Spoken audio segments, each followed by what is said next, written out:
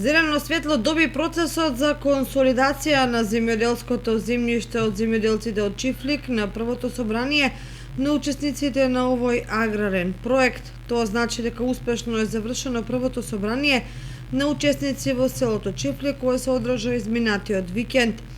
а каде мнозинството земјоделци гласаа за започнување на процесот за консолидација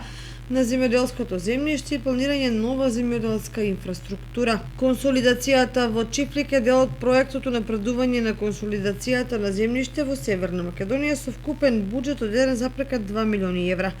финансиски подржан од Европската унија и кофинансиран и спроведен од страна на ФАО, а под раководство на Министерството за земјоделство, шумарство и водостопанство, кој опфаќа консолидација на повеќе од 1200 земјоделски парцели. Претходниот проект за консолидација Мајнланд заврши со 99%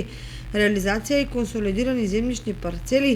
во 9 подрачја: Соколарци, Спанчево, Конче, Егри, Логоварди, Оптичари, Трн, Дабјан и Кожле.